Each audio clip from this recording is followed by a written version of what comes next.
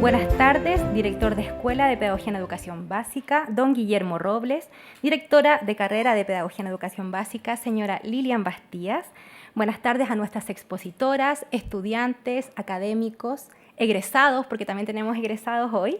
Sean ustedes bienvenidos a el tercer seminario de investigación de didáctica de las ciencias sociales y desafíos del siglo XXI. Mi nombre es Valeria Ramírez, yo soy académica disciplinar de la carrera de Pedagogía en Educación Básica y también coordinadora de vinculación con el medio, y en esta ocasión voy a ser la anfitriona de esta actividad. Esta tarde tenemos en nuestro auditorio asistentes presenciales, pero también queremos saludar a quienes están conectados a través de Zoom, que nos van a acompañar, van a poder participar también del seminario, así que les damos también la bienvenida a quienes nos están escuchando. Damos inicio a este seminario de didáctica de las ciencias sociales con especial énfasis al contexto social que vive nuestro país y a la importancia de vincularnos desde la pedagogía y las ciencias sociales. A continuación, dejo con ustedes a nuestro director de escuela, el señor Guillermo Robles, quien dirigirá unas palabras de saludo inicial.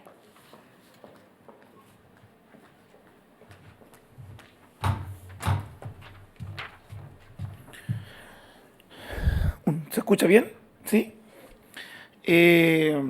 Primero que todo, muy buenas noches a todos nuestros estudiantes, a las autoridades, directora de carrera, a nuestra expositora.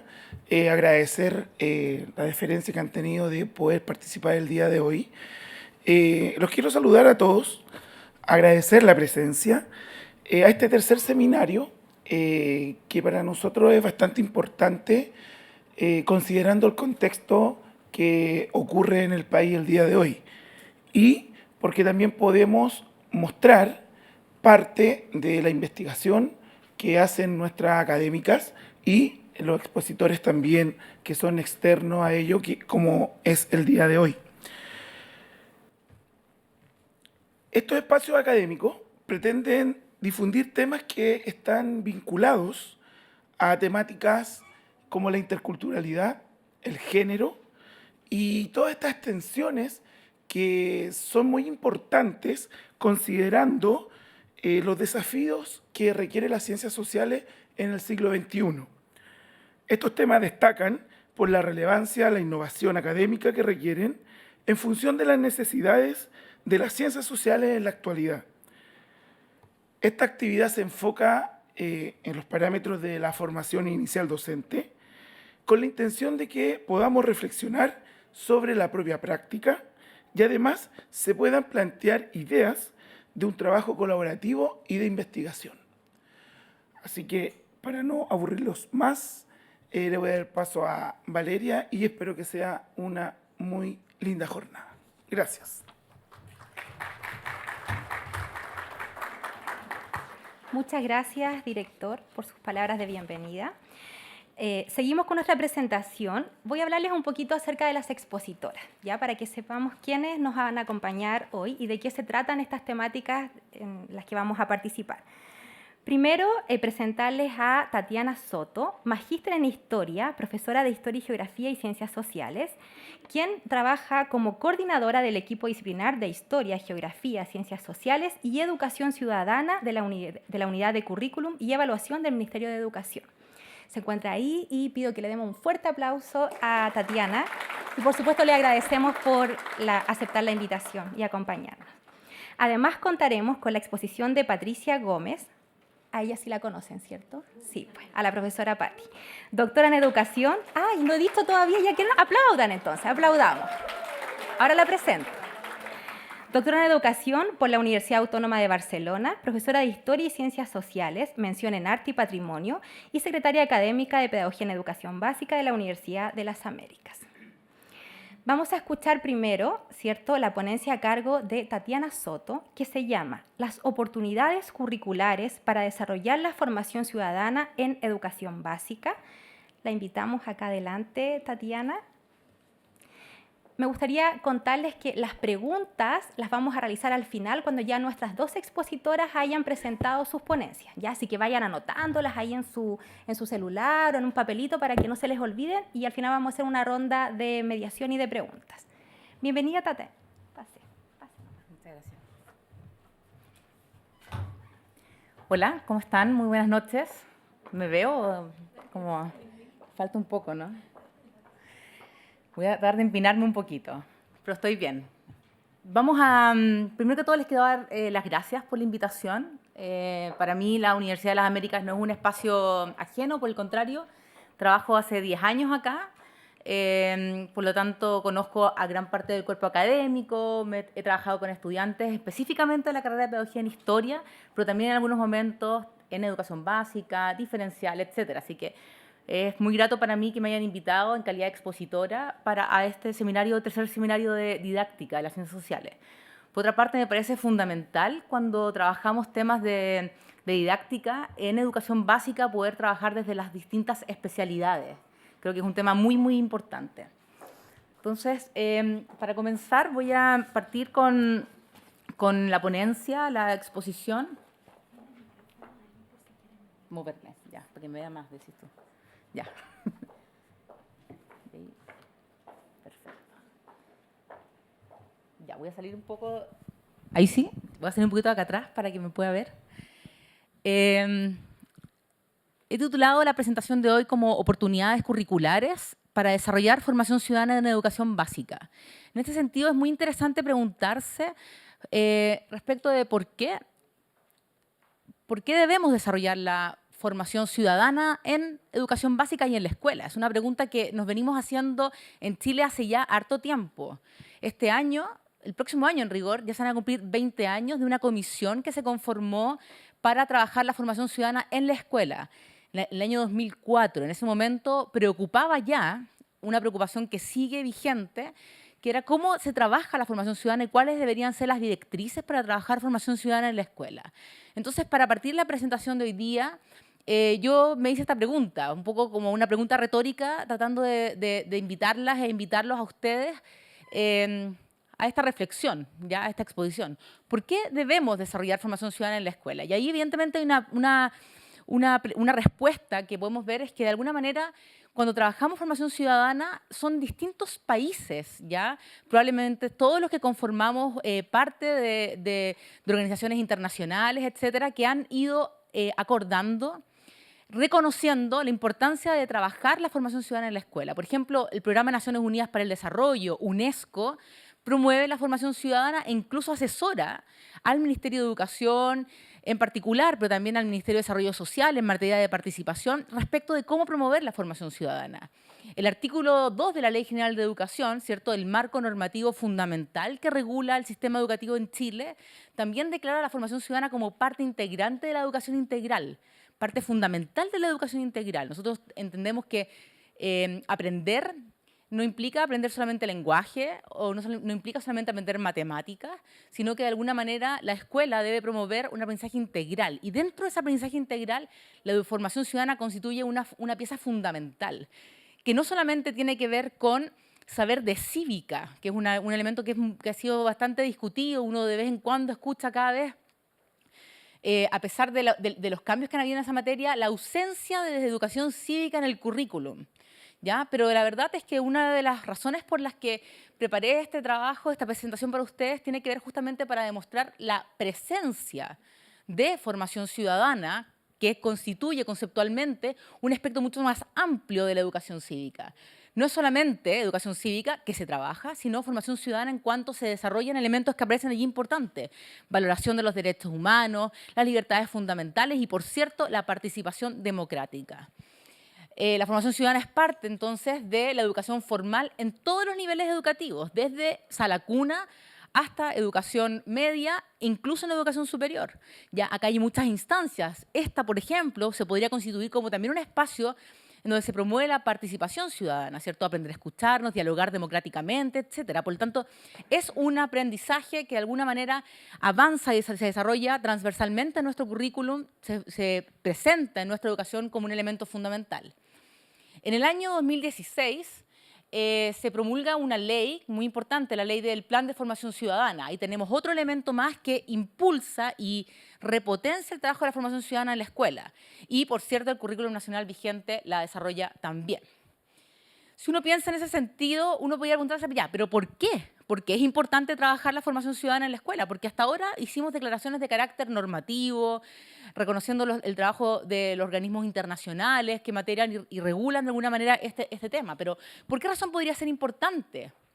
Bueno, en primer lugar, algo que es muy obvio, pero muy necesario recordar, sobre todo en tiempos convulsos como los que estamos viviendo hoy día. Chile adoptó la democracia tempranamente.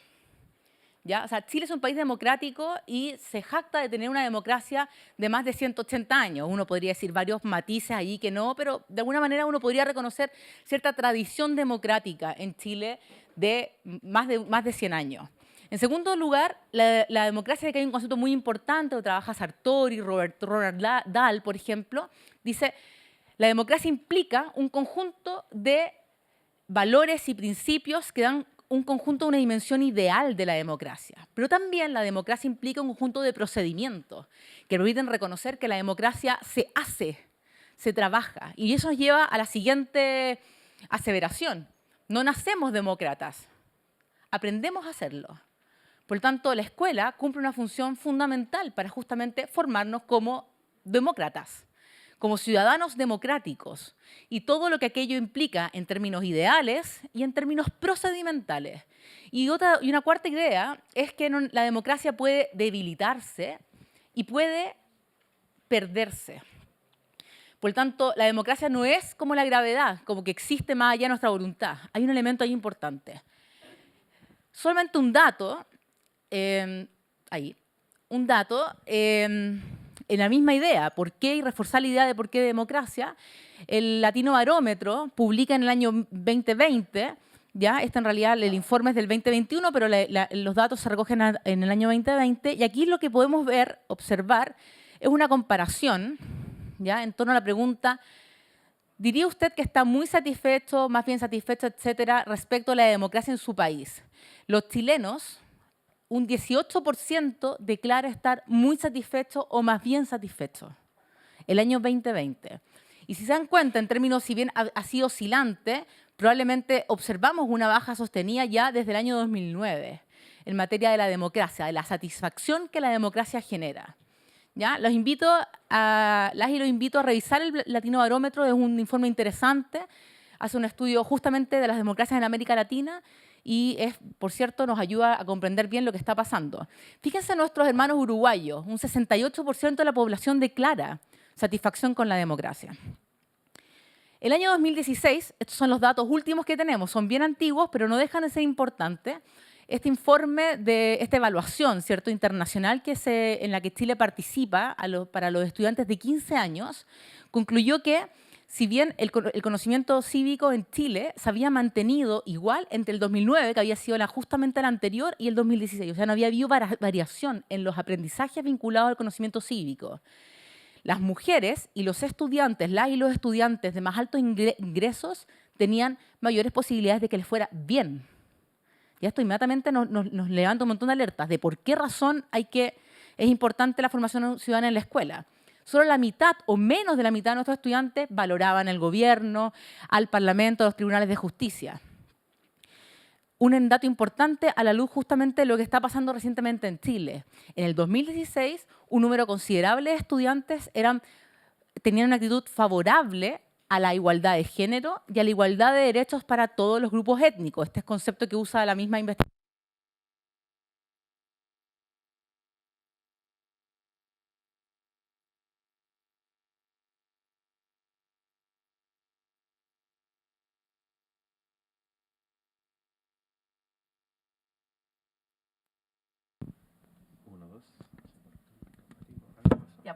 Funcionó.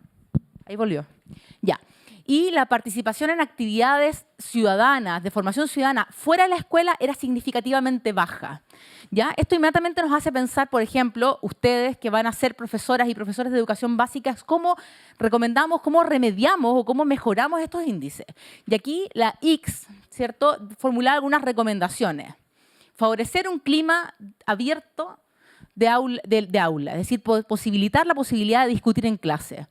Estimular a los estudiantes que formen sus propias opiniones y las expresen, ¿ya? Instalar temas controversiales, temas relevantes, socialmente relevantes en el aula. Es una recomendación que establecía y que establece hasta el día de hoy ICS, ¿cierto? Este informe que se emana a propósito de una evaluación que se hacen los estudiantes. Conversar con gente que piensa distinto. Siempre, me salto al punto 7, en un marco de derechos humanos, de sustentabilidad y de democracia. Ya eso es muy importante. No es como, no hay que implicar como, o implementar una suerte de relativismo, como que cualquier opinión es válida. Cualquier opinión es válida dentro de un marco de respeto de elementos mínimos civilizatorios, derechos humanos, etc. Eso es un elemento muy importante. Hace 20 años atrás, a propósito de los 50 años del golpe, cuando conmemorábamos los 30 años del golpe de Estado o los 40 años del golpe de Estado, se invitaban a los conversatorios a personas que negaban las violaciones sistemáticas a los derechos humanos. Entonces, claramente esos que se escapan de los marcos mínimos civilizatorios, culturales que hemos llegado a acordar, naturalmente no son aquellos que de alguna manera pueden participar, ya que se escapan de los principios básicos de la democracia. Plantear temas desde diferentes enfoques y explicarlo. Y promover aprendizajes sobre la ciudadanía trabajados desde distintas asignaturas. Y hay un elemento súper interesante, ¿ya? Como también la matemática, lenguaje y comunicación, inglés, ciencias naturales son también responsables y participantes, y no solamente los profes de historia, geografía y ciencias sociales o de orientación, en la formación ciudadana. Por lo tanto, nos llevamos a la siguiente pregunta. ¿Qué es la formación ciudadana? ¿Cómo se enseña la formación ciudadana? ¿Y cómo se evalúa la formación ciudadana? Ninguna de estas tres preguntas tiene una única respuesta. Ya probablemente los contextos en los que ustedes se desempeñen, los proyectos educativos institucionales, siempre resguardando el marco de la democracia, los derechos humanos, etcétera, son fundamentales para tomar decisiones respecto a cómo responder a estas preguntas. En primer lugar, un elemento interesante. Hay tres enfoques para trabajar la formación ciudadana, fundamentalmente. Una educación ciudadana sobre ciudadanía, una educación sobre ciudadanía, una educación a través de la ciudadanía y una educación para la ciudadanía. El currículum nacional trabaja el enfoque de una educación para la ciudadanía. El sobre tiene que ver con el reconocimiento de conocimientos, el reconocimiento de que existen conocimientos que deben trabajarse. Esa era un poco la perspectiva de la educación cívica. Superamos esa parada y esa postura para avanzar a una educación a través de la ciudadanía, que decía, implica que los estudiantes aprendan en forma activa, participando en la comunidad educativa, local, regional. Pero trabajar en una educación para la ciudadanía implica poder trabajar un conjunto de aprendizajes. Probablemente lo han visto como conocimientos, habilidades y actitudes. Es decir, se incorpora el sobre, incorpora el a través y lo enriquece en la práctica, en la participación activa.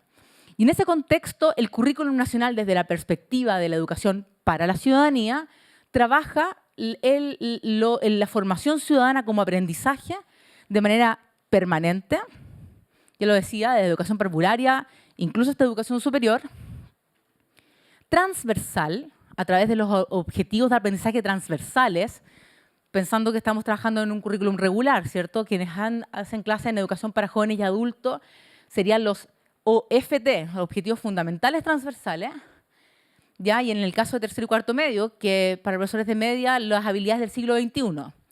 Y como un área de conocimiento y práctica al interior de las asignaturas.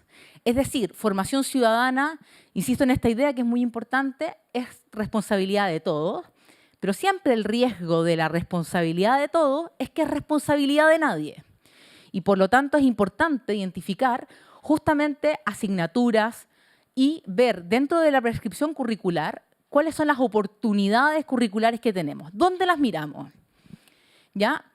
Específicamente, en el caso de educación parvularia, en el núcleo de convivencia y ciudadanía. Vamos a mirarlo en detalle. Ahí tenemos objetivos de aprendizaje que explícitamente trabajan la ciudadanía.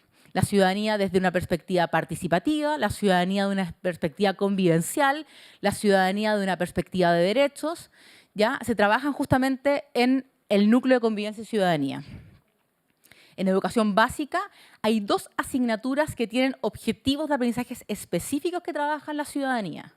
Orientación, que es muy importante, porque a veces pasa un poco desapercibido, pero tiene objetivos explícitos vinculados con ciudadanía. la asignatura de Historia, Geografía y Ciencias Sociales, que no solamente tiene objetivos explícitos, sino que tiene declarado un eje desde primero básico hasta sexto básico al respecto.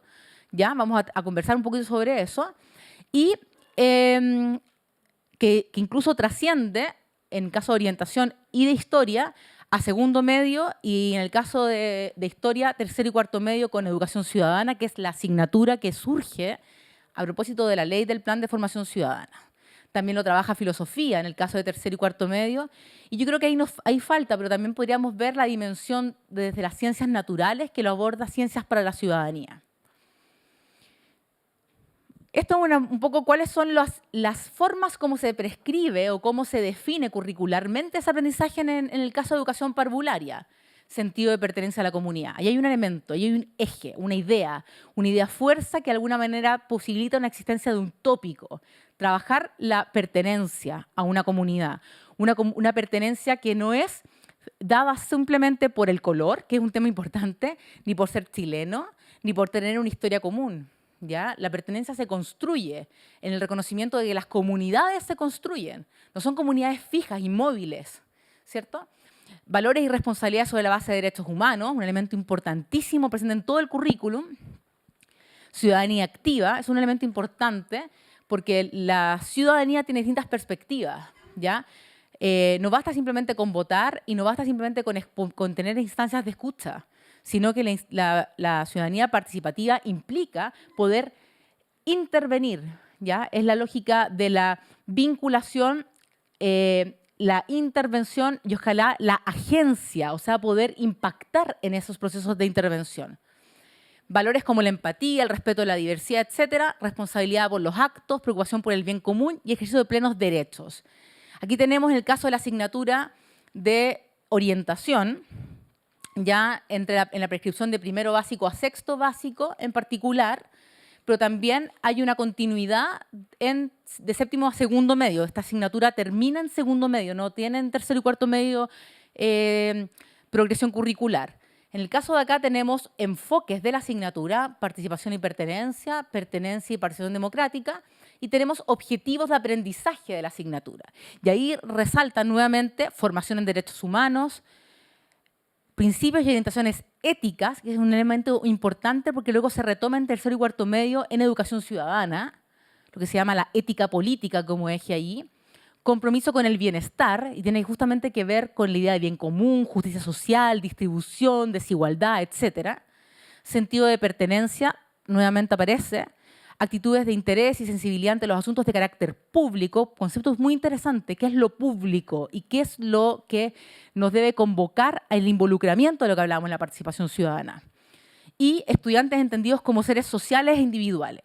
En el caso de historia, geografía y ciencias sociales, específicamente se trabaja el desarrollo de competencias ciudadanas, muy explícitamente como énfasis o como enfoque de la asignatura, y al mismo tiempo en la diversidad de las sociedades, dándonos cuenta que nuestra forma de entender la democracia no es necesariamente la forma como debe ser entendida en otros espacios. Y ahí es que procedimentalmente hay variaciones de democracia en el mundo, pero idealmente los principios democráticos son comunes. Entonces uno puede, por ejemplo, tener el latinobarómetro y poder evaluar quiénes están más cercanos a una buena democracia y quiénes están transitando a democracias, como dice, por ejemplo, The Economist, híbridas, imperfectas, ¿cierto? Para justamente reconocer que cuando se transgreden, y ahí podría ser un debate, cuando se transgrede algún principio de la democracia, ¿se pierde la democracia o se debilita la democracia? Por ejemplo, si retrocediéramos en derechos sociales, ¿ya? Son cuestiones que son importantes de estar muy alerta. Instituciones y organizaciones democráticas, un elemento fundamental, lo vamos a ver en un ejemplo. Ciudadanía activa nuevamente y la importancia de derechos, responsabilidades en una sociedad. En ese contexto, la pregunta siguiente, ya más o menos teniendo claro cómo vamos a entender la formación ciudadana, es decir, es una formación ciudadana de involucramiento con la participación, es una formación ciudadana que reconoce a la democracia como régimen político, es una formación ciudadana que reconoce que hay marcos mínimos de acuerdos, derechos humanos, sustentabilidad, ¿cierto? Justicia social, bien común, son conceptos muy potentes que trabajan acá en generar una delimitación una palabra que está de moda hoy día, los bordes, ya, esos son nuestros bordes, o sea, de ahí no nos movemos porque es lo mínimo. Preguntémonos cómo se enseña. Y aquí rescato un esquema que publicó el Ministerio de Educación en el 2016 en el contexto de las orientaciones curriculares para promover el plan de formación ciudadana. Y en ese momento decía, bueno, en primer lugar, tenemos ámbitos, pero me quiero quedar aquí. ¿Ya? Para poder trabajar la formación ciudadana, debo estar centrada en el estudiante y se deben trabajar con foco en temas de interés público. Fíjense cómo se toca con lo que X recomendaba, tópicos controversiales, abordar conflictos, ¿ya? Y enseñanza de la participación. Actividades tales como debate, estudios de casos, trabajos con proyectos, simulaciones, juegos de rol, dramatizaciones, teatro, foro, aprendizaje basado en servicio, basado en problemas, son algunas metodologías que podrían favorecer el aprendizaje de la formación ciudadana, siempre y cuando este aprendizaje involucre conocimientos, habilidades y actitudes en conjunto, o sea, aprendizajes, y al mismo tiempo sean auténticos, ¿vale? Es decir, sean temas reales, que efectivamente convocan el interés de parte de los estudiantes. En ese sentido, recientemente, el año pasado, a fines de año, el Ministerio de Educación publicó la actualización de la priorización curricular. En el contexto de esta actualización de la priorización curricular se definió como una gestión curricular, es decir, una estrategia de gestión curricular. Allí inmediatamente se involucra con nosotras y con nosotros. Es decir, tiene que ver con agarrar el currículum escrito, los documentos que ahí están en la fotografía, y moverlo, gestionarlo, transformarlo, reinterpretarlo en nuestras comunidades educativas. Y esta estrategia de gestión curricular, que es la actualización de la priorización, incorporó una estrategia de integración de aprendizaje. Y aquí me quiero detener porque me parece que es interesante respecto a la pregunta ¿cómo enseñamos? Nosotros estamos viviendo hoy día un contexto de emergencia. Salimos de la pandemia, otros han dicho como para entrar en una nueva pandemia educativa. Bueno, me parece como medio grandilocuente el enunciado, pero sin duda tenemos como profesores y profesoras que hacernos cargo, ¿ya? De algo que hace rato ya venía pasando, pero se profundiza acá. Brechas, rezagos, desafíos, problemas de aprendizaje socioemocionales que hay que profundizar, trabajar, ¿ya? Y evidentemente el desarrollo de la lectura y la escritura, porque son habilidades fundamentales para trabajar esto. En este marco, la actualización de la priorización curricular propone una metodología de trabajo que lo vamos a denominar estrategia de integración y que yo traté de construir un ejemplo para poder desarrollar esto. Este caso sería sexto básico, ¿ya? Lo primero que tengo que mirar es cuáles son mis aprendizajes basales, ¿cierto? Aquellos que han sido priorizados. Antes se le denominaba en nivel 1, ¿cierto? Hoy día hablábamos como de aprendizajes basales, que se integran con aprendizajes transversales, nuestros OAT, y se integran con los aprendizajes complementarios que constituyen aquellos que no están priorizados en, comillas, nivel 1, ¿cierto? Esa nomenclatura hoy día desapareció, pero que de alguna manera se pueden desarrollar en conjunto con los aprendizajes basales. En ese contexto, elegí, para efectos de este ejercicio, digamos, aprendizajes, el OA15, el OA17 de sexto básico, ¿ya? Explicar algunos elementos fundamentales de la Organización Democrática de Chile y comprender que todas las personas tienen derechos que deben ser respetados. 2 OAs de conocimiento que conforman el eje de formación ciudadana. A ello le agregué 2 OAs de habilidades, que también son aprendizajes basales, que son al mismo tiempo habilidades disciplinares que se pueden trabajar con historia, con geografía. Ya en este caso, investigar sobre temas del nivel. Participar en conversaciones grupales, expresando opiniones fundamentadas. Luego pensé qué objetivos de aprendizaje transversal o qué aprendizaje transversal podría potenciar, enriquecer, ¿ya?, el conocimiento de formación ciudadana o el aprendizaje de formación ciudadana en el marco de estos objetivos de aprendizaje.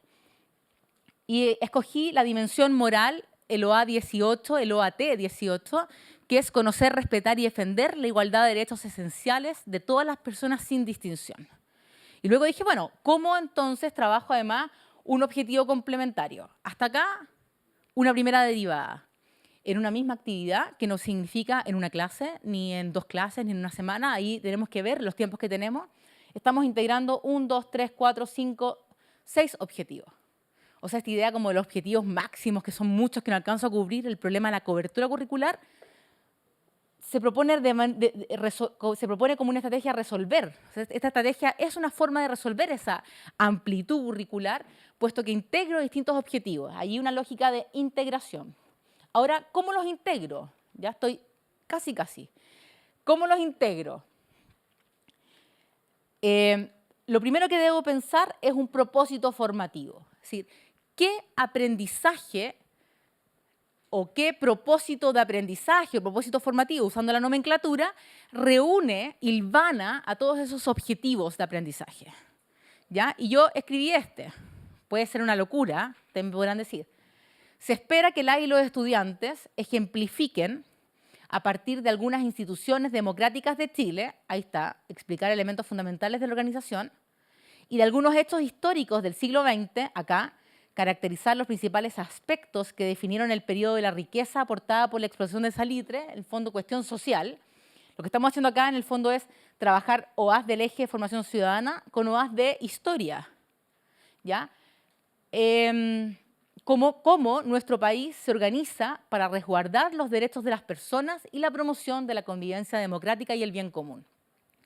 Por medio de ese propósito formativo que elaboré yo, que lo podemos elaborar nosotros, profesoras y profesores, autónomamente, colectivamente, con nuestros pares, con nuestros colegas, ¿ya?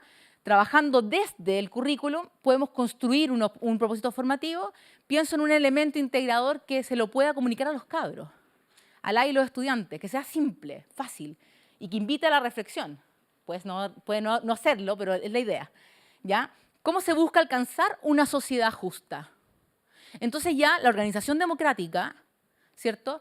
Comprender que todas las personas tenemos derechos, ya la cuestión social y las perspectivas históricas de 100 años, digamos, un poquito más, ya nos dan de alguna manera una ruta que nos permite entender que hoy día también seguimos buscando alcanzar la justicia, la sociedad justa.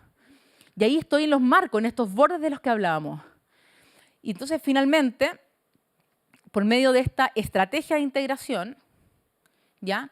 En el cómo enseñar, volviendo a esa pregunta, de alguna manera los objetivos de aprendizaje trazan, por medio del propósito formativo y del elemento integrador, una ruta de trabajo que permite conectar con varias cosas. Acá podemos pensar perfectamente, bueno, ¿y cómo podría dialogar en sexto básico inglés acá? Si agregara, por ejemplo, en aprendizajes basales, aprendizajes de OAS de inglés, o OAS de matemática, OAS de ciencia, perfectamente lo puedo hacer. Es una estrategia que está pensada también para ello. Entonces, para ir cerrando, de alguna manera, trabajar el cómo enseñar implica tener que pensar que para aprender formación ciudadana se debe aprender en clases por medio de un aprendizaje activo participativo. La misma pregunta que hacíamos, decíamos hacer ejemplos. Imagínate esos ejemplos puestos en una feria en la escuela, en donde ilustraran cómo a lo largo de la historia, y ahí está la estrategia de aula, cómo a lo largo de la historia distintas instituciones, por ejemplo, la formación de sindicatos, ¿ya? Han buscado aportar el reconocimiento de los derechos de las personas, son una organización que internamente debe ser democrática en términos que hay votaciones, etc. Entonces, se trabajan simultáneamente los mismos objetivos. Para cerrar, ¿cómo evaluar la formación ciudadana? Si miramos el decreto 67, ¿ya? El decreto 67 sienta las bases en la posibilidad de promover en las aulas, en las escuelas, autonomía para la toma de decisiones. Evaluar democráticamente, aprender a generar una cultura de la evaluación democrática implica también poder socializar con nuestros estudiantes, hacer partícipes a nuestros estudiantes en tomar decisiones respecto a evaluación. Es decir, entonces, cuando pensamos en formación ciudadana, no solamente pensamos en un cómo hacerlo y en un qué hacer, sino fundamentalmente debemos pensar siempre en un para qué. ¿Para qué vamos a hacer esto? Y cómo toda nuestra práctica está impregnada, está infundida de los bordes que de alguna manera queremos transmitir, trabajar, acordar, reconocerlos como sujetos de derecho, establecer planos de participación y mayor democracia dentro del aula. Muchas gracias.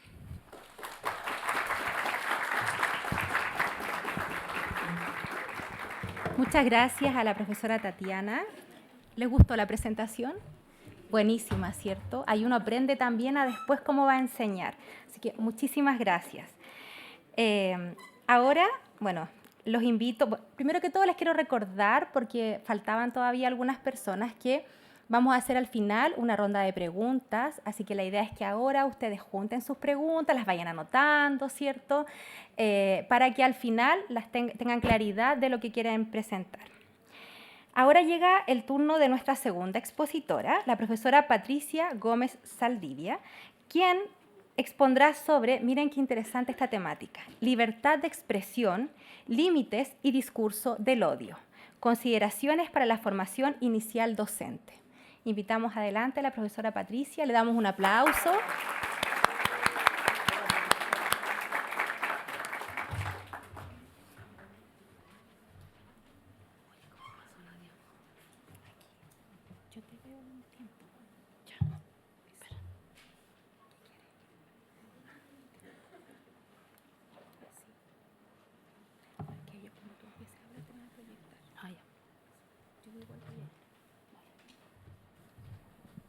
Hola, buenas tardes a todos, a todas. La mayoría, bueno, yo juego de local en esta oportunidad, así que conozco a la mayoría de los estudiantes, las estudiantes. Mi presentación se enmarca en lo que enseguida se va a proyectar. Bueno, básicamente el contexto es entender que nosotros y nosotras como docentes universitarios no solamente hacemos clases, sino que también investigamos. Entonces, en esta oportunidad vengo a mostrar una parte de mi investigación doctoral para también poder abordar temas desde la formación ciudadana, asignatura que yo también hago en la carrera, que ya le hice a algunos de ustedes y espero también hacerles a otros en un futuro cercano. Por lo tanto, van a ver algunos spoilers probablemente y espero que recuerden cuando les haga la asignatura de qué es lo que hablamos hoy. No estoy rellenando por si acaso, es solo la contextualización de qué está haciendo la profe de nuevo, hablando de nuevo de formación ciudadana. Bueno, mientras pasa la presentación, mi presentación, como bien decía Valeria, tiene que ver con la libertad de expresión, en esta oportunidad desde el punto de vista de los límites y también el discurso del odio, sobre todo pensando desde la formación inicial docente, es decir, profesores y profesoras en formación. Ustedes, como ya le hemos dicho en otras oportunidades, no son estudiantes de pedagogía, son profesores y profesoras en formación. Por lo tanto, a mí también me parece interesante investigar desde esa perspectiva, no solo desde el aula escolar, que obviamente es interesante, sino que también qué es lo que están pensando hoy en día nuestros y nuestras profes en formación. En ese sentido, voy a pasar muy rápido nuestra primera parte para que no sea tan latera la investigación, no lo es obviamente, pero entiendo la hora también y vamos directo al grano. Como ya les comentaba, me posiciono desde el profesorado en formación. ¿Por qué? Porque básicamente el profesorado en formación es quienes están formándose en la actualidad para el día de mañana llevar esto al aula. Y no solo un currículum que sabemos que existe, que ustedes están teniendo clases de todas las asignaturas, en este caso matemática, lenguaje, historia, etcétera, etcétera, sino que también aprender a cómo enseñar este currículum, que no sea solamente yo, como profe de historia, pararme acá y hablar 1 hora y media, como siempre le digo a mis estudiantes. Sabemos que hoy en día el currículum nos propone una serie de contenidos, de habilidades, de recursos, de estrategias para poder llegar, pero aún así es complejo, ¿ya? Lo que muy bien decía Tatiana es muy cierto también. Y por eso también es que yo me posiciono desde la libertad de expresión. Es decir, no todo, perdón, el hecho de vivir en un estado democrático no te da derecho a decir cualquier cosa. Claramente yo tengo la libertad de poder expresarme, pero eso también se enmarca en un escenario mínimo y un piso básico, como bien lo decía Tati, de los derechos humanos.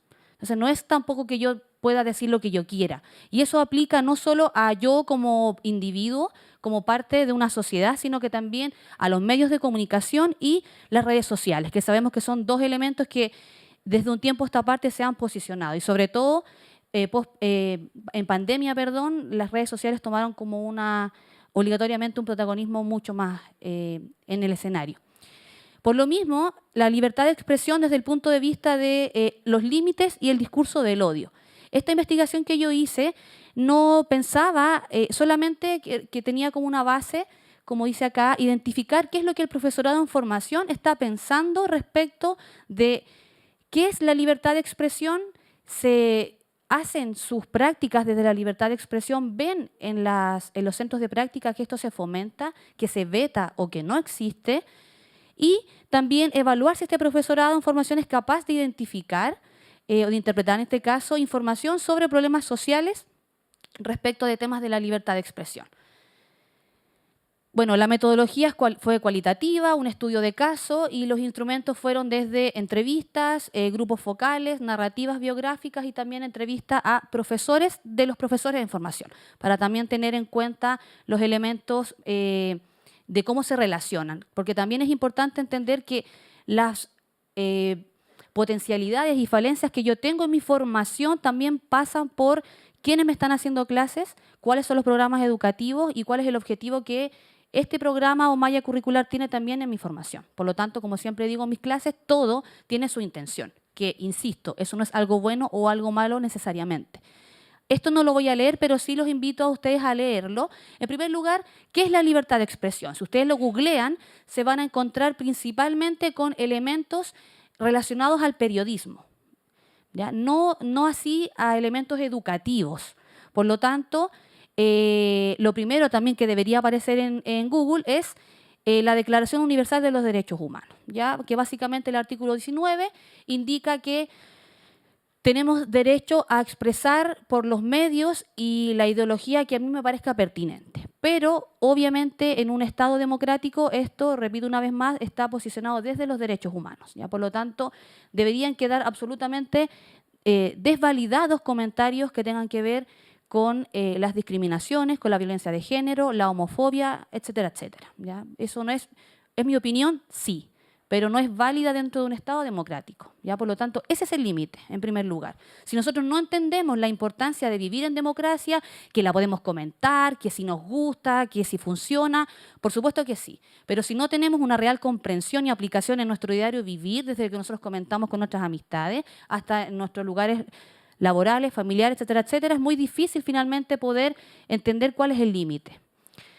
Desde esta perspectiva, como principales resultados de mi investigación, y hago la pregunta, libertad de expresión, elegí algunas imágenes, hay un mar de imágenes en internet, por supuesto que sí, pero me parecieron las más icónicas. Si ustedes pueden ver, mientras yo tomo agüita, van leyendo, son todas imágenes reales, no hay fake news en ninguna de ellas. Me perdonará a mi colega de inglés si lo pronuncié mal, pero si pueden leer bien ahí.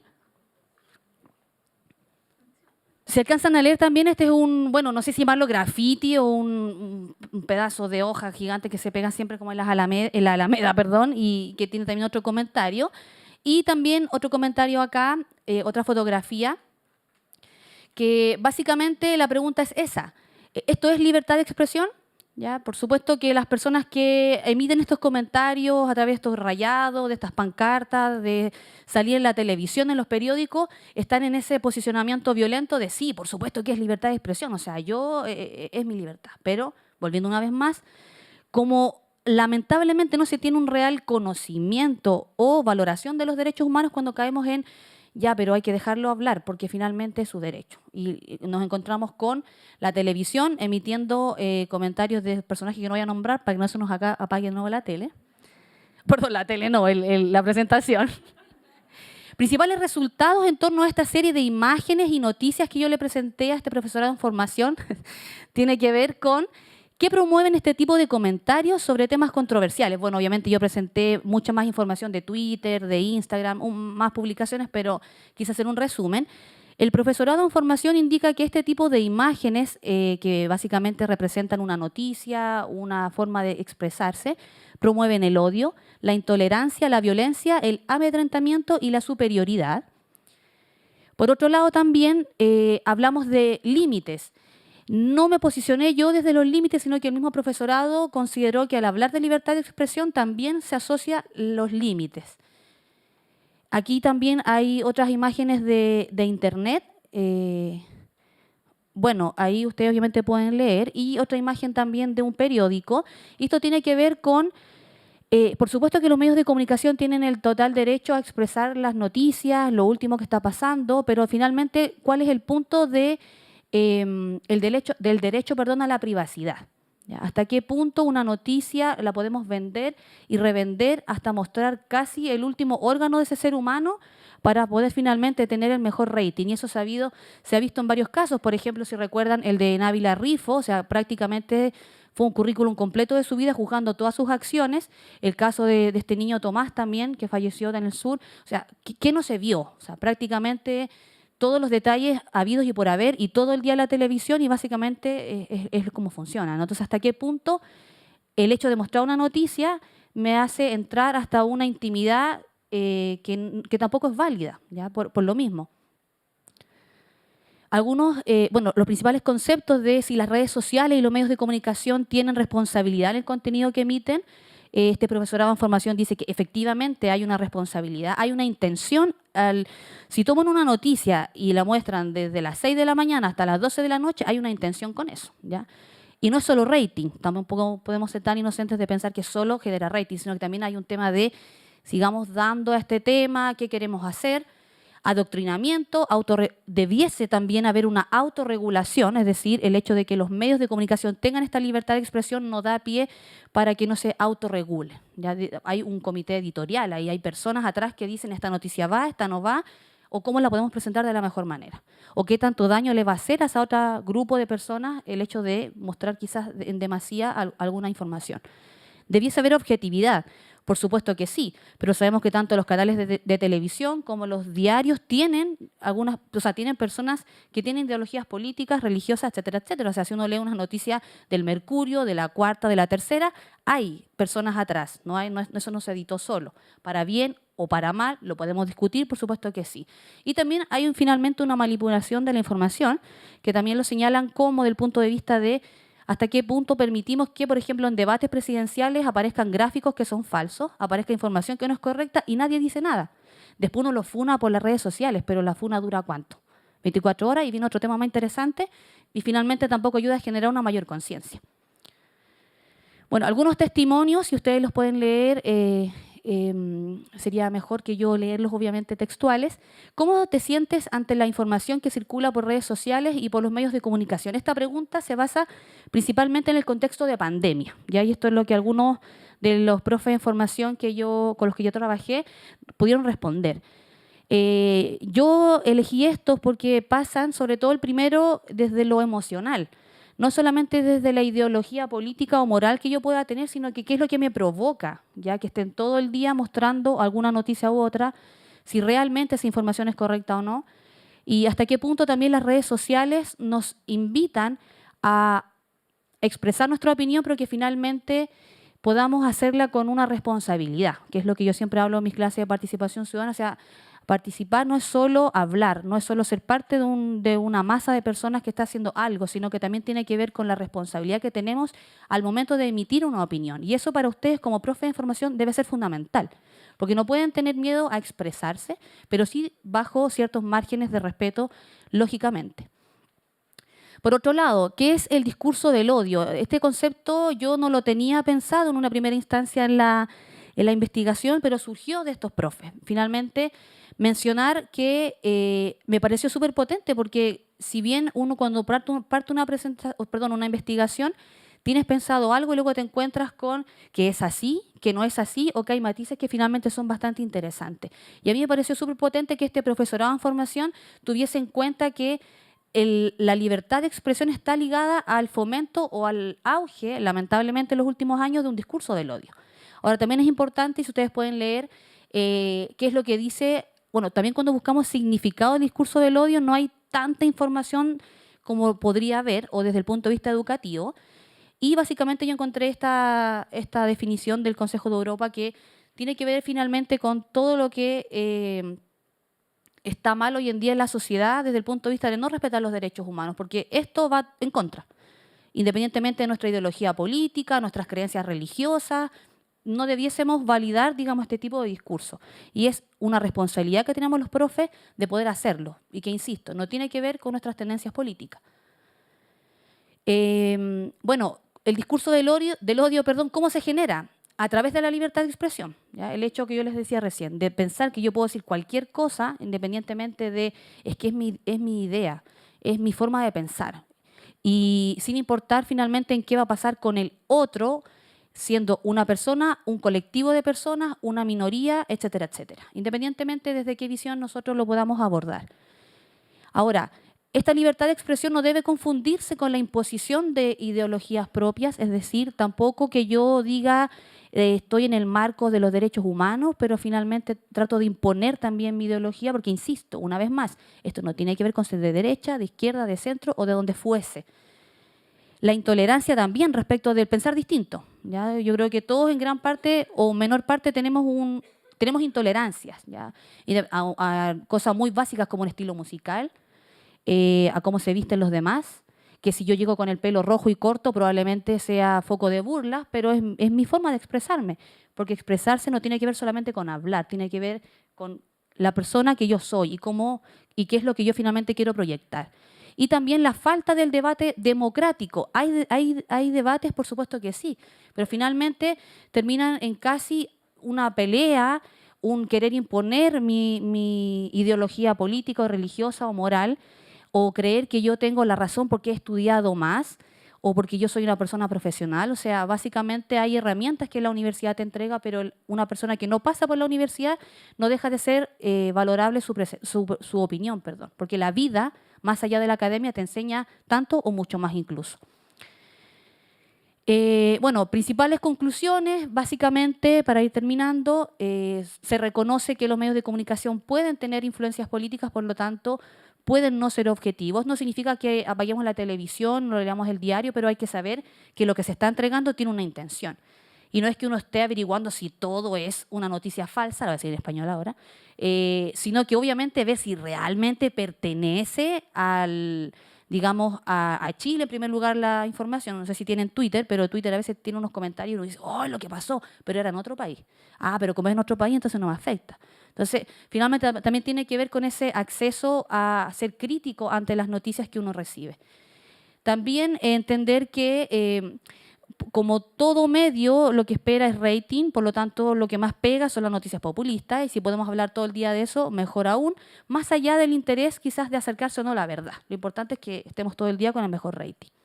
En cuanto a las redes sociales, consideran que efectivamente es un espacio para expresar su opinión, pero también mencionan que las personas aprovechan ese anonimato para poder expresarse. Ese anonimato puede salir mi nombre, mi foto, pero aún así es muy distinto llegar, no sé, salió una noticia en el Facebook, no sé si algunos ya ocupan el Facebook, quizás más viejito, pero y ahí está uno peleando con la señora que está discutiendo de algo. ¿Ah? ¿Quién no lo ha pensado? ¿Quién no le ha pasado? Yo digo, ya voy a pelear, ya, ¿para qué peleo? Pero eso igual te da un anonimato, que distinto es mirarnos nosotras dos y decirte que yo pienso una cosa y tú otra. Eso es distinto. Pero finalmente no deja de impactar, porque esa otra persona, aunque esté a través de una pantalla, del celular, del computador, igual está sintiendo algo. ¿Ya? Entonces, así como no me gustaría que me atacaran a mí por mi ser, tampoco debería yo aplicarlo al otro lado. Y por último quise dejar este cómic, que creo que refleja bastante bien el tema de la libertad de expresión. Como les decía, lamentablemente desde el estallido social en adelante, tanto los derechos humanos como la libertad de expresión se ha tergiversado. O sea, como que yo te miro feo y ya estás pasando a llevar mis derechos humanos. No, ya no es así. Por lo tanto, creo que esa imagen habla bastante bien del, en realidad, bueno, no lo voy a leer todo, pero básicamente el hombre está muy molesto porque han pasado a llevar su derecho a expresarse. Y la chica le dice, ¿pero qué pasó? ¿Quemaron tus libros? La policía te detuvo, intentaron asesinarte, y el hombre dice, no, peor aún, me trataron de ignorante en Internet. ¿Ya? Entonces, básicamente, tampoco hay una reflexión o hay un pensar más allá de voy a decir todo lo que me parezca sin pensar si realmente eso tiene una finalidad o estoy finalmente, valga la redundancia, aportando. Eso sería mi presentación. Les agradezco su atención, como dice ahí, y el código QR es para que evalúen la presentación, es anónimo, así que lo pueden hacer con confianza. Y se agradece que mientras duren las preguntas, ustedes puedan ahí escanearlo y lo puedan responder. Muchas gracias.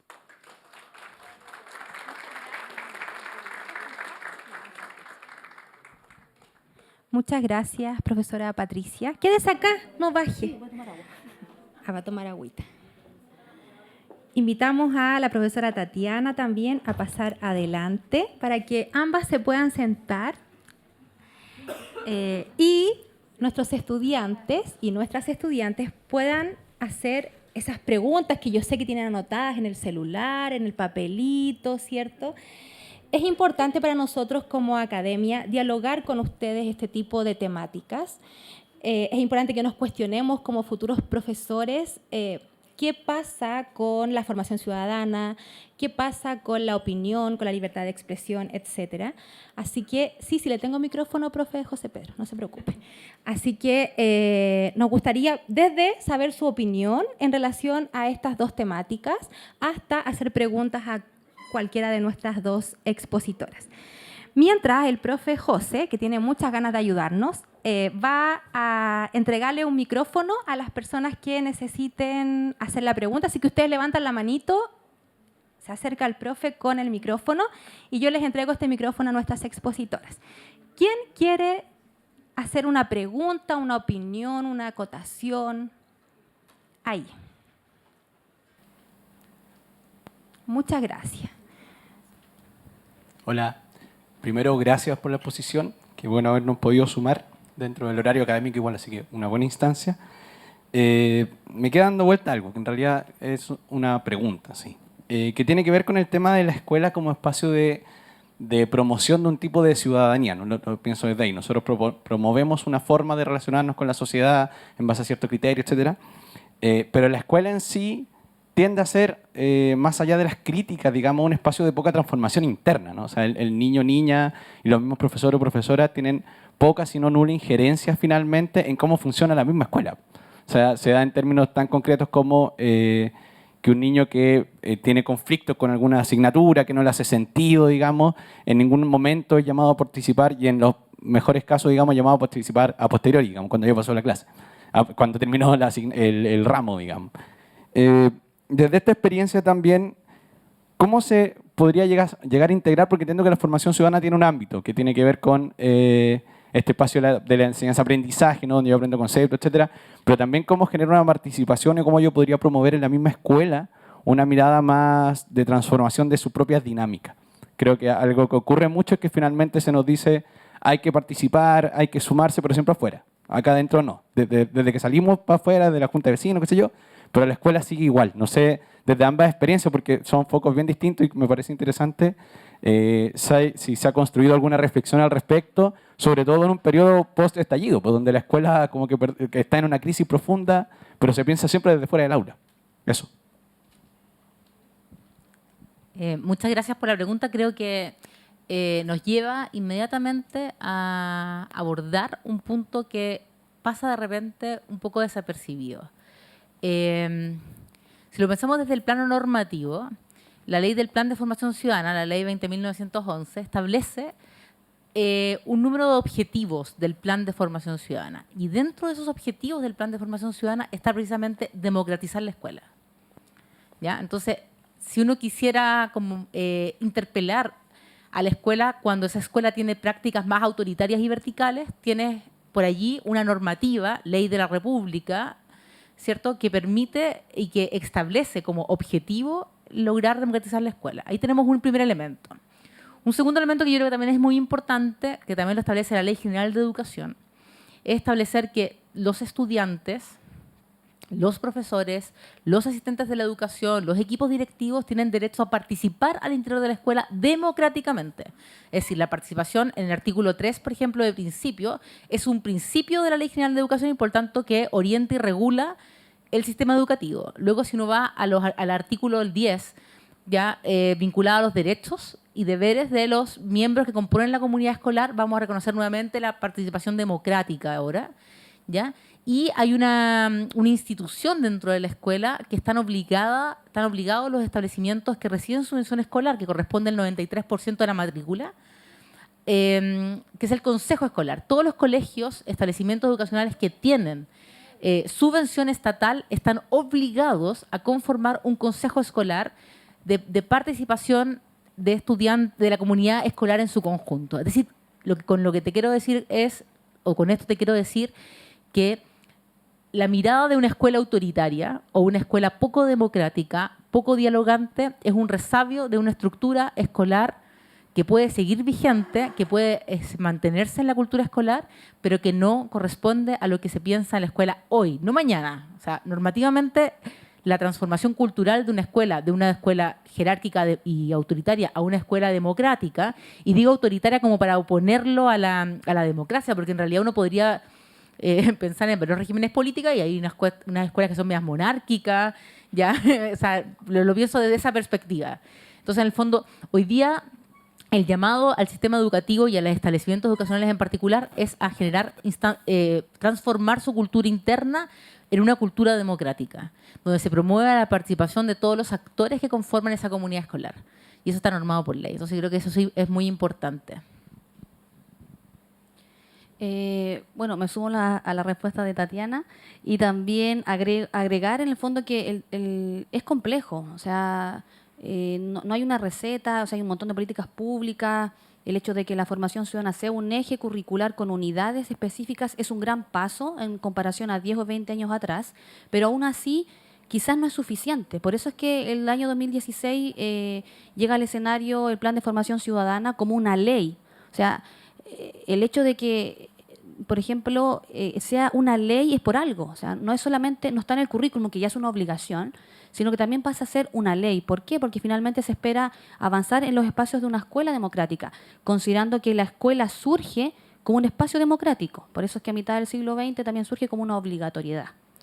Ahora, pueden haber políticas públicas, puede haber una ley. Bueno, desde el 2016 se comenzó a aplicar que debiese tener unas capacitaciones, digamos, revisiones ministeriales de si se está aplicando, pero luego viene el estallido social, la pandemia, entonces no se ha podido tener un real impacto de este plan de formación ciudadana, pero finalmente en educación los cambios son complejos, son difíciles, y uno no puede negar una crisis de la educación pública hoy en día, pero finalmente por lo menos existen estas instancias y habría que esperar a qué cambios pueden haber en un futuro cercano o más lejano, pero creo que básicamente el tema está en creer que puedes hacer un cambio. Sé que es difícil, sé que depende del curso, del colegio, de las decisiones del establecimiento, pero el hecho de que contemos con una ley como es la del Plan de Formación Ciudadana ya también es una invitación a que hay que trabajar en esto finalmente.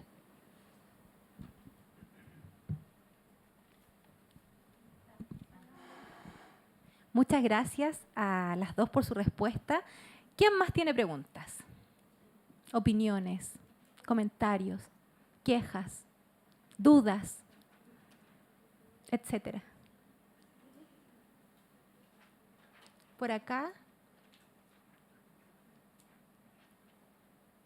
¿No? ¿Nadie más? Quedaron impactados. Yo también creo lo mismo. Sí, todavía no reaccionan. Sí, ahí le llevan el micrófono. Esa es mi voz. Para profe Patricia. Tengo una consulta en cuanto a la investigación. Que se ha visto mucho el tema de los discursos de odio, la libertad de expresión, pero hay un tema que se ve en redes sociales que también se está viendo en los colegios, que es la cancelación. Cuando un chico se tira un comentario o es funado, por así decirlo, el mismo curso lo cancela, lo aísla y no sé si ese tema lo ve en la investigación. No, pero puede ser un buen tema para la siguiente investigación.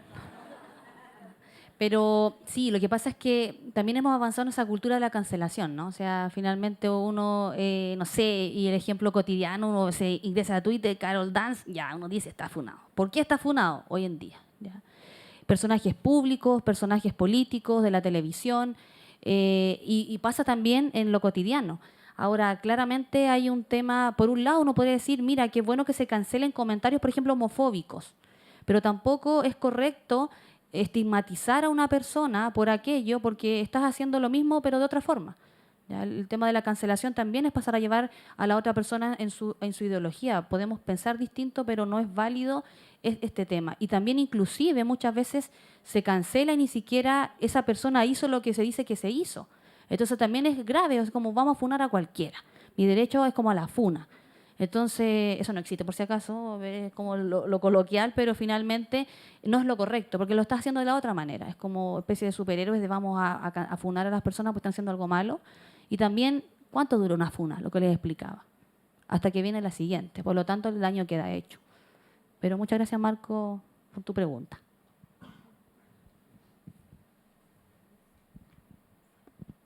Gracias, profesora Patricia.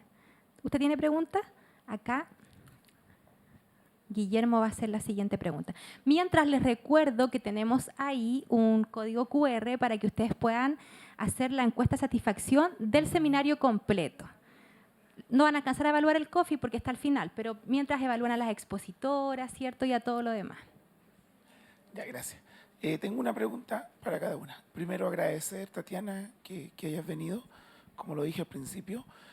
Y mi consulta, de acuerdo a lo que tú expusiste, va un poquito más allá, pensando en que, como tú eres una fuente directa desde la unidad curricular del Ministerio, pensando en que las horas de ciencias sociales dentro del currículum son mucho menor a otras asignaturas y se ha visto afectado de alguna forma, ¿no se ha pensado en poder instalar y articular objetivos que sean basales desde las ciencias sociales, traspasarlos a asignaturas, por ejemplo, como lenguaje, para poder trabajar estas mismas temáticas que están hoy en día, como ciudadanía, género, interculturalidad? ¿Qué nos podrías contar con respecto a eso? ¿O todavía ni siquiera hay un avance respecto a eso? Ya. Yo creo que en primer lugar yo haría una distinción entre enfoques, por ejemplo, el enfoque de género y por lo tanto en esa lógica de enfoques, énfasis que de alguna manera se busca promover en términos de aprendizaje y que de alguna manera vienen a orientar claramente la manifestación de esos aprendizajes. Para explicarlo como en simple, por ejemplo, el énfasis de derechos humanos permite entender el derecho, ¿ya? Permite entender las normas, permite entender la organización política, por ejemplo, de un país de una determinada manera. Entonces, la existencia de esos énfasis, como puede ser, por ejemplo, enfoque de género o el énfasis en derechos humanos o el énfasis de sustentabilidad, ya están de alguna manera presentes de forma, unos más que otros. Por ejemplo, el de género no, por cierto, pero por ejemplo el de derechos humanos, el de sustentabilidad, ya están presentes en algunas asignaturas que de alguna manera permiten que entonces los objetivos de aprendizaje tengan que ser revisados, leídos y desarrollados desde esos énfasis. Eso en primer lugar. Ahora, en ese sentido, yo creo que lo interesante cuando uno nos damos cuenta que estamos dentro de un proceso de transformación cultural permanentemente y en ese sentido Chile ha enriquecido su repertorio de derechos sociales, ¿ya? Por ejemplo, en materia de género, por ejemplo, en materias de diversidad, por ejemplo, en materia de identidad de género, que es una cuestión súper importante en los últimos años, que por cierto hay que mirarlo y estar siempre atentos a no retroceder en esa materia. Entonces, en ese contexto, yo creo que claramente en una futura elaboración curricular, que por cierto, y es importante transparentarlo, lo ha dicho el ministro de Educación, etcétera, está en proceso, es decir, debemos actualizar el currículum vigente de primero básico a segundo medio porque nuestro currículum actual ya cumplió 11 años en básica y 10 años en media. Entonces, estamos, digamos, en un proceso de venidero y próximo, digamos, a su actualización. Entonces, en ese contexto yo diría que es posible esperar que varios de estos énfasis ya aparezcan no transversalmente, aparezcan en varias asignaturas. Y en ese contexto uno pudiera también esperar que entonces dentro de los objetivos de aprendizaje ellos también estén presentes. Ahora, que aprendizajes de ciencias sociales, de historia, de geografía, vayan a lenguaje y comunicación, yo lo veo difícil. ¿Y por qué? Porque dentro de los estudios comparados en currículum, en los últimos 20 años transitamos de una mirada de asignaturas multidisciplinares, de asignaturas multidisciplinares, por ejemplo, lo que fue el ejercicio de estudios sociales en España, ¿ya? A el retorno a asignaturas disciplinares. Ya, en el caso de historia eso no se cumple porque seguimos siendo multidisciplinar, pero por ejemplo, en el caso de matemática, y no, por ejemplo, o más claramente, el ejercicio de ciencias para la ciudadanía, por ejemplo, tercer y cuarto medio, es un ejercicio de multidisciplinaridad en una asignatura. Mientras que la tradición curricular venía marcando distintas asignaturas para distintas disciplinas. Lo que yo creo que deberíamos esperar es que la profundización de la disciplina al interior de la asignatura se mantenga y se profundice, ya que el conocimiento disciplinar provee una forma de pensar el mundo que es bien particular y por lo tanto todos los ejercicios de didáctica general, los ejercicios de transversalización han sido un poco fracasados o poco exitosos a nivel mundial en materia de estudios de currículum comparado, ¿ya? Pero hay ciertos aprendizajes que trascienden a la disciplina, como son los de formación ciudadana. ¿Qué es formación ciudadana a nivel disciplinar? Es ya en sí misma un área de conocimiento multidisciplinar. Hay política, hay economía, hay sociología, hay antropología, hay historia, hay geografía. Por cierto, los geógrafos tienen mucho que decir en relación con ciudadanía. Entonces, en ese contexto, yo creo que es factible esperar que en ese área particular de formación ciudadana uno pueda ver, o por qué no, pedirle que haya más formación ciudadana en lenguaje, más formación ciudadana en matemática.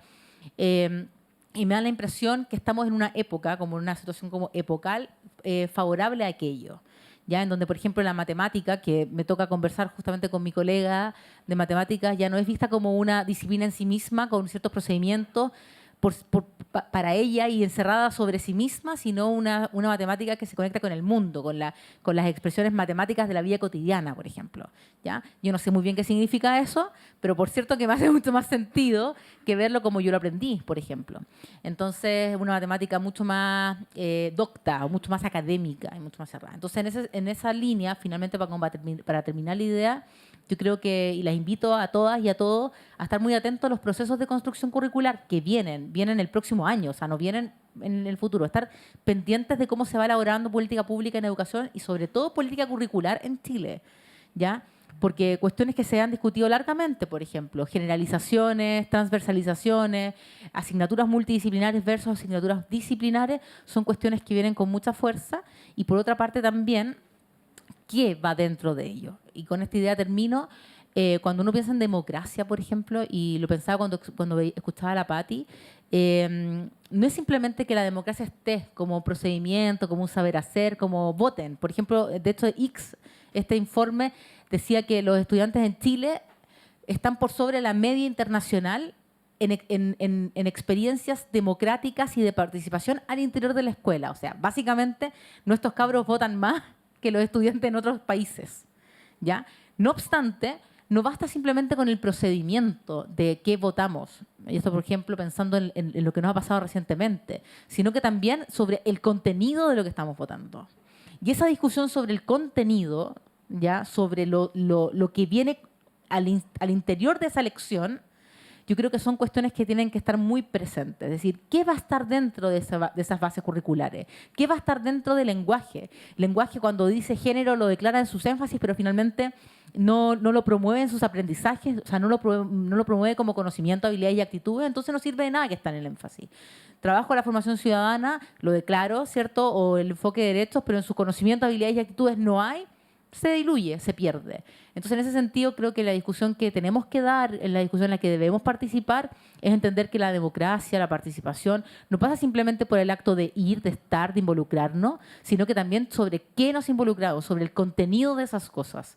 Y eso, en fondo, una democracia es con contenido, porque podemos reconocer democracias vacías. Entonces podemos ejercitar mucho el voto, por ejemplo, pero ¿sobre qué estamos votando? O estamos votando por candidatos, por ejemplo, que son poco democráticos. Entonces ahí uno dice, bueno, hay una contradicción en sí misma, ¿cierto? ¿Cómo voto con algo que es antidemocrático? Entonces son cuestiones que yo creo que debemos ponernos sobre la mesa. En ese sentido, entonces, estar atentos a esa política curricular que está en fabricación, digamos. No, y lo último era para Patricia. Respecto a la investigación, no sé si hay alguna conclusión dentro de toda la información que se levantó de lo que piensan los entrevistados, si fue una encuesta, hasta dónde ellos piensan que llega la libertad de expresión, dónde ellos consideran que ese es el punto en donde ya me paso al agredir al otro, no, o tal vez no se levantó, no sé, me quedó esa inquietud. Sí, es una muy buena pregunta porque efectivamente era uno de mis objetivos principales que me dijesen cuáles eran los límites y me costó mucho. O sea, yo apliqué 5 instrumentos en la investigación y hasta el tercero recién tuve que yo tensionar en un grupo focal que me dijesen, o sea, tuve que decir cuáles son los límites. O sea, yo pretendía que en una primera instancia surgiera como, bueno, la libertad de expresión está asociada también a tales límites, que no fuese solamente el respeto por el otro, porque en realidad también, ¿qué es el respeto por el otro? No dar mi opinión para no ofender a ese otro, darla, pero entender que también ese otro piensa de manera distinta y que no por eso no vamos a tener una buena comunicación. Pero me costó mucho porque finalmente siento yo en los resultados que había una respuesta vacía al respecto, o sea, solamente un respeto por el otro, pero ¿bajo qué parámetros? Yo esperaba que me dijesen por los derechos humanos, pero no ocurrió. Y hasta que yo tuve que tensionarlo, finalmente surgieron palabras como no es válido, o el límite es no discriminar a alguien por ser homosexual, no discriminar a alguien por su ideología política, no discriminar a alguien por su etnia, por su lengua, sus creencias, etcétera, etcétera. Pero sí creo yo que fue algo más complejo, que creo que también tiene que ver un poco con lo que, para enganchar con lo que dice Tati, de a veces la democracia vacía, ¿no? Entender que hay algo ahí, pero que finalmente no me preocupo de aportar en ese algo, o de analizar. Y creo que también ahí es un punto bastante interesante. Al menos ese fue el resultado que yo pude obtener. Muchas gracias.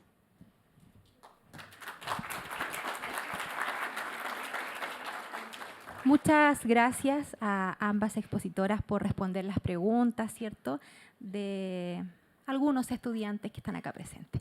Tengo un dato. Me informan por interno que somos 102 personas en el auditorio y solo 34 han respondido a la encuesta de satisfacción.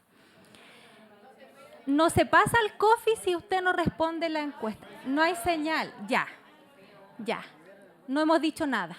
No, está la profesora Carolina también con el código QR en su celular. Estamos tecnológicos. Está ella con el código QR, entonces también los puede ayudar y se puede acercar para que ustedes puedan responder. Lo respondemos mientras tomamos el cafecito, pero antes, ¿cierto? Nuevamente agradecemos a las expositoras. Démosle un aplauso grande. Sí. Y vamos a invitar a nuestro director para que dé las palabras de cierre. Les pido que se esperen un poquito en los asientos, vamos a escuchar al director y luego vamos a ir a compartir con un rico coffee ahí afuera. Ya, muy breve, para que podamos, sí, está funcionando, para que podamos salir al coffee. Agradecer la presencia de ustedes, como lo he repetido en todas las instancias, desde la carrera con la profesora Lilian y todo, hemos tratado de intencionar estas actividades para que ustedes puedan participar, ya que el año pasado no pudieron por temas de horario, y nosotros hicimos un compromiso con ustedes, y se los dije el otro día en la feria literaria, lo voy a volver a repetir, vamos a seguir intencionando estas actividades, y les quiero hacer la invitación para que ustedes como jornada vespertina comiencen a pensar en una actividad que sea del sello de ustedes. Queremos que ustedes se hagan cargo de una actividad de la escuela y que sean ustedes los actores, ¿ya? Así que les voy a dejar ese desafío, esa tarea como jornada vespertina, para que podamos hacer algo que sea significativo a ustedes, que muestren sus realidades. Yo sé que todos ustedes tienen un aprendizaje situados porque vienen con mucha experiencia desde los establecimientos, tal vez en los que trabajan. Cerramos, le damos un fuerte aplauso a nuestras invitadas. Gracias, Tati, gracias, Pati, y los dejamos invitados afuera del auditorio para que podamos compartir una conversación y un café.